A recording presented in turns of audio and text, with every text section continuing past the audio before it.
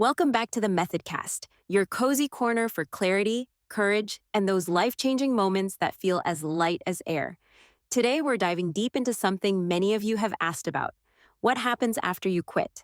I'm not talking about the white-knuckling abstinence of willpower-based approaches. I mean real, genuine freedom, that joyful shift when you stop battling and start living. Because let me tell you, when the fog lifts, what's left is not a dull or restrained life, but one of vibrant presence, ease, and joy. You see, in the grip of addiction, especially something as cunning as porn, you can forget what joy actually feels like. Users often carry a sense of constant tension. They live in secrecy, weighed down by guilt and shame. Their minds buzz with the urge to resist or indulge, to balance their morals against an itch they didn't ask for but can't seem to shake. And so, every part of life becomes tinged with compromise. Relationships are shadowed, passions are dulled. Time disappears into screens that promise everything but deliver nothing. But here's the beautiful truth, and it's one that the Easy Peasy method drives home so well. Real freedom is not a fight. It's not a lifelong war with triggers or a calendar of counted days. It's a mental shift, a click, if you will, where everything becomes clear. When that shift happens, everything begins to change. Let's talk about that moment, that click. Some describe it as sudden clarity, a weight dropping off their chest. One man shared how, after reading just a few chapters, it hit him.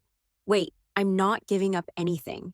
That idea, so simple yet so revolutionary, rewrites the script. Because what if that thing you thought was giving you relief wasn't? What if it was actually the source of your stress, your numbness, your low self-worth? The illusion of relief is powerful, but once exposed, it loses its hold. So, what fills the space when that illusion is gone?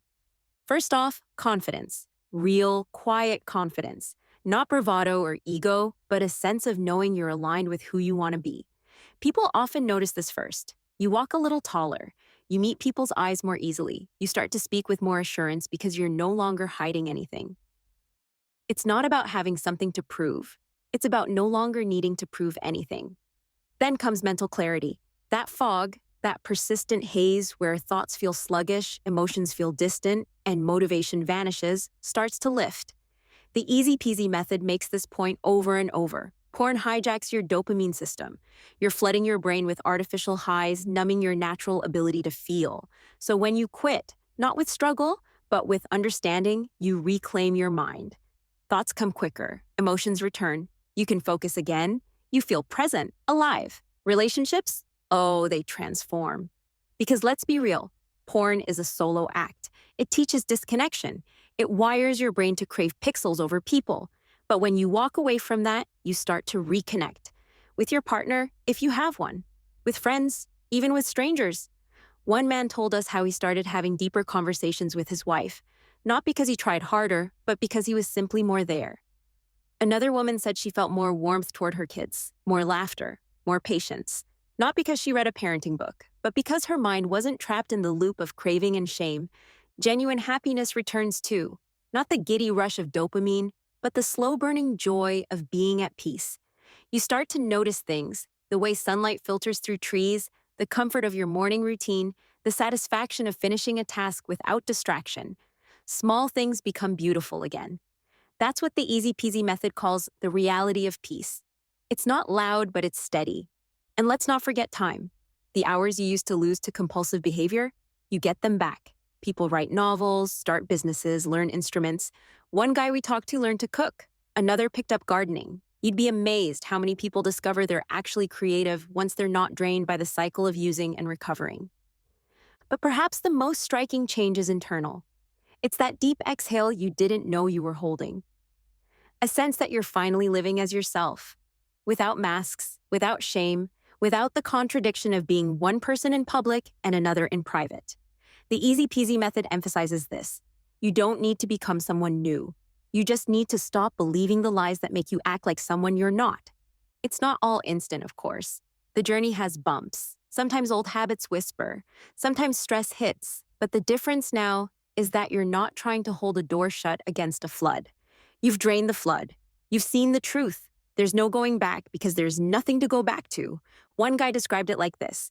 It's like waking up from a dream where you were constantly running, only to realize you're safe in bed.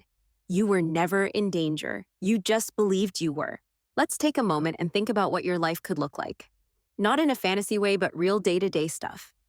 You wake up and your first thought isn't guilt. It's not fear of what you did last night or dread of the urges you'll fight today. Maybe it's about what you're excited to build, who you'll meet, or what you'll enjoy. You spend time with people, really with them. You laugh without that gnawing sense that you're faking. You hug your partner, and it means something. You play with your kids, and your mind isn't elsewhere. You go to work, and instead of dragging through tasks, you bring your full self. You even rest better. Sleep becomes deep again, uninterrupted by late-night scrolling or that heavy shame that used to sit on your chest. All of this joy, this clarity, this ease, it's not a reward for struggle. It's your natural state. The only reason you didn't feel it before was because something was blocking it. That something is gone now. The easy peasy method doesn't hand you a new life. It hands you back your life. And that's enough. If you're listening today and you're still stuck, still wondering if freedom is possible, I want you to hear this. It is. And it's not complicated. You don't need to be perfect. You don't need years of therapy. You don't need to earn your way out. You just need to see the illusion for what it is. So maybe your click hasn't happened yet. Maybe you're still half believing the lie. That's okay. Just keep listening. Keep reading. Because one day something will shift. You'll laugh at how obvious it was. And then quietly, joyfully, your life will begin again. This was the Methodcast.